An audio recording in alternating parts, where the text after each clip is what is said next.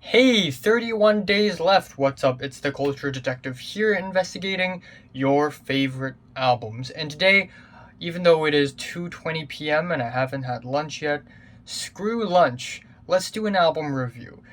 Let's review the latest Adele album, 30. So, Adele Atkins, pop soul singer, songwriter, sensation, pop star.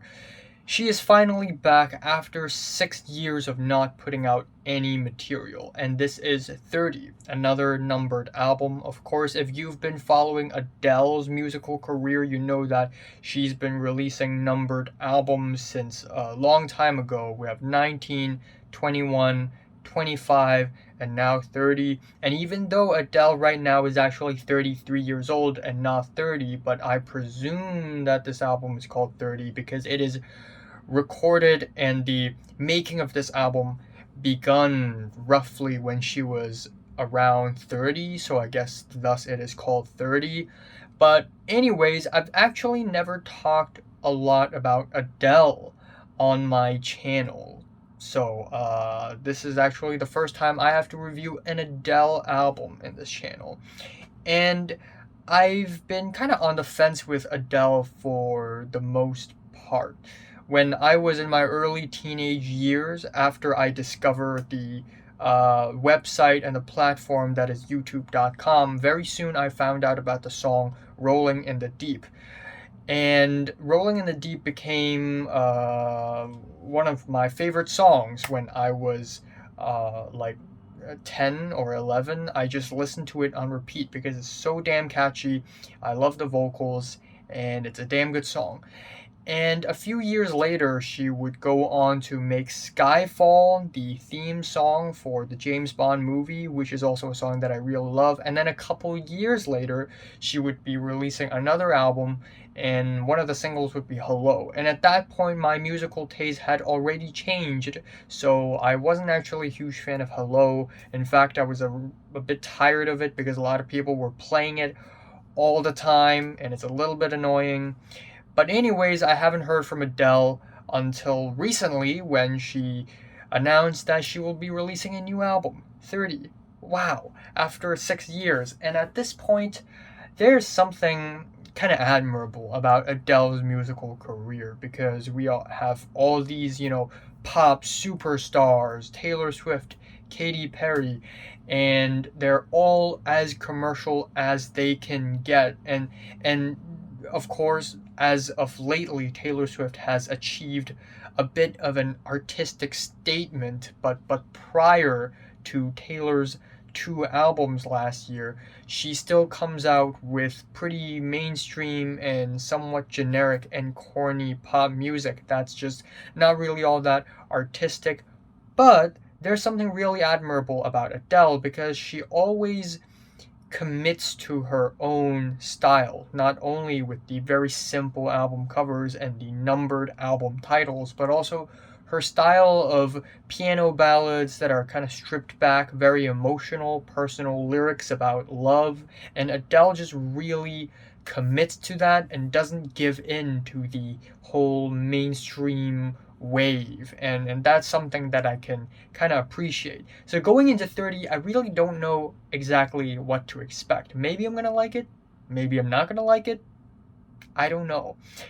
But I'm gonna be honest here, I enjoyed 30 way more than I thought I would, and I actually came out of this album kind of happy. The album starts off with Strangers by Nature, which is a very quiet, romantic, soulful, slow opener. That's kind of like Fly Me to the Moon.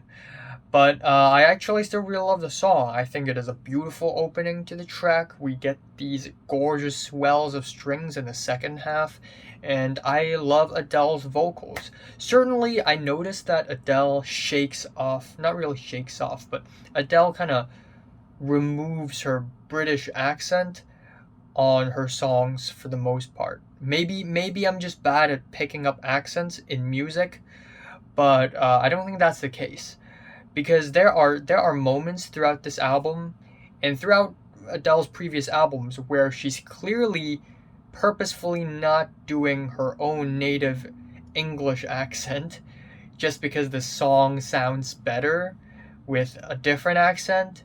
That I don't really mind, but sometimes it puts me off. But still, it is a really great and solid album opener. The next track, Easy on Me, is the only lead up single to the album. It is a beautiful stripped back piano ballad with very emotional lyrics about being a child, not really having the chance to feel the world yet, so she wishes the world would go easy on her. And there are a couple of ways to interpret this track. One way to interpret this track is that Adele is talking about herself when she was just a child. And the other interpretation is, of course, Adele singing in the perspective of her child. Both ways, it is still a beautifully written song. I love the vocals. I like the stripped back instrumentals. It fit with the emotional tone that this track is going for, and overall, it is just a solid number. Then we have the third track, My Little Love, which is a 6.5 minute long musical documentary about Adele going through a divorce, and it is very atmospheric. We have a soft sequenced beats, and throughout the entire track, we are laced with these sound clips of Adele basically like vlogging, like talking to herself, uh, assumably on her phone, and also there are various sound clips on this track where Adele speaks to her child about the divorce. And this track is one of the most talked about tracks on the album. And first of all, this is a very long and winding track.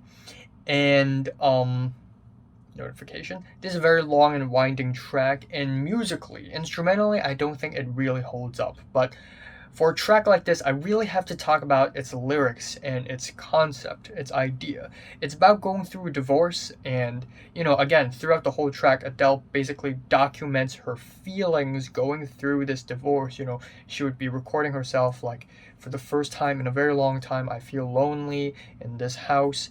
And again, she speaks to her child about the divorce, which is a little bit questionable because speaking to a child about a divorce, while I appreciate the honesty, this is surely a very heavy weight to be put on this child.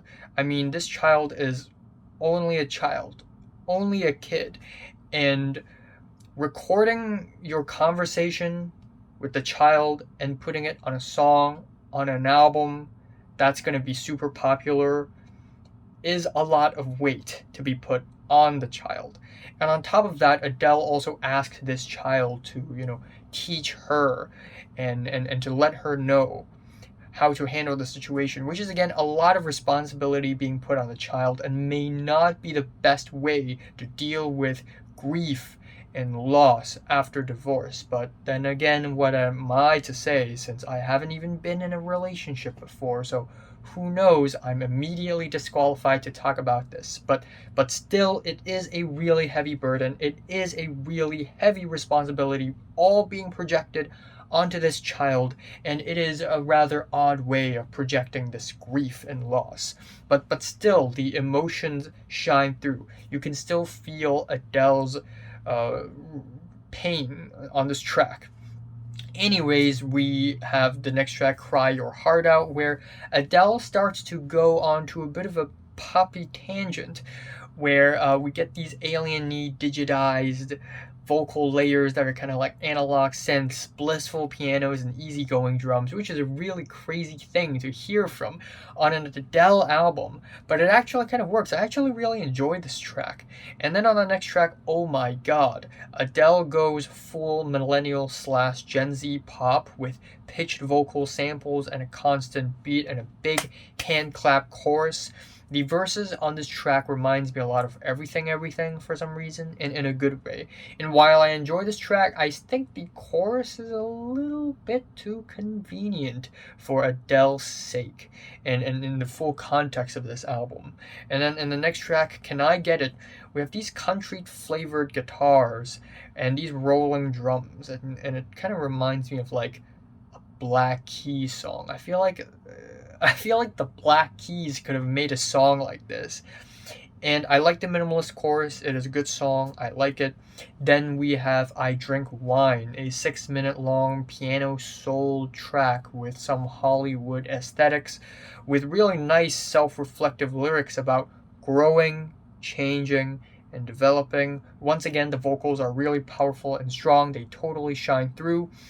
Then we have All Night Parking with Errol Garner, which isn't even 3 minutes long. We have some elegant pianos and a really soft hip hop beat, and while it sounds really nice, it's really brief and doesn't hold up next to these monster ballads that this album has.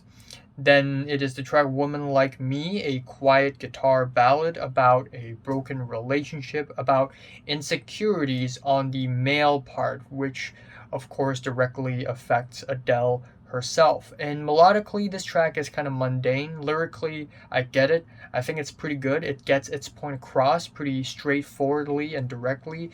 But if I had to pick one track that melodically is a little bit forgettable, it would be this one. But the album ends off on a really, really, really strong note with the last 3 tracks. Hold On, a nostalgic piano ballad with beautiful chords and powerful lyrics. I really love the lyrics, actually. Sometimes loneliness is the only rest we get. Sometimes forgiveness is easiest in secret. Damn. Then we have the track To Be Loved, which is also one of the most talked about tracks on the entire album. Nearly 7 minutes long of raw, stripped back pianos and Adele's vocals. And this track is easily the most tear jerking and emotional track on the entire album. And it is about loving, being loved, and Adele on this track talks about how loving is a form of sacrifice and how there's a lot of things in life that she will lose when she loves, but she still chooses love over life, which is a really powerful statement and very beautiful as well. Finally, the album ends off on Love is a Game, which is also nearly 7 minutes long, with these very Hollywood buzzing strings and these very nice pianos and drums and soulful chords. It sounds very conclusive and easygoing, and it has these really nice goodbye type descending chord progression, and also lyrics about knowing that falling in love will hurt, but still falling in love anyways. Love isn't love is a fool's game, but I ain't fooling. So it's cruel to self-inflict this pain, but yet she still keeps loving. And it is a pretty nice and solid and beautiful conclusion to the album. And I think yeah, this is a pretty good album. I mean, I don't think it's perfect. There are still a couple of tracks here that I think melodically maybe a little mundane, and Adele's little tangents into Gen Z modern pop is not perfect, but I still think the balladry on this album is really strong, and I think it's a pretty nice album, a nice album indeed. Favorite track here is, I don't know, To Be Loved, Love is a Game. Yeah. Least favorite is Woman Like Me. I'm giving Adele's 30 a 7 out of 10. So, have you listened to the latest Adele album 30 from One Day Dynamite? You rate it, like, and subscribe if you want more. And thanks for watching. I will review Converge and Chelsea Wolfe next.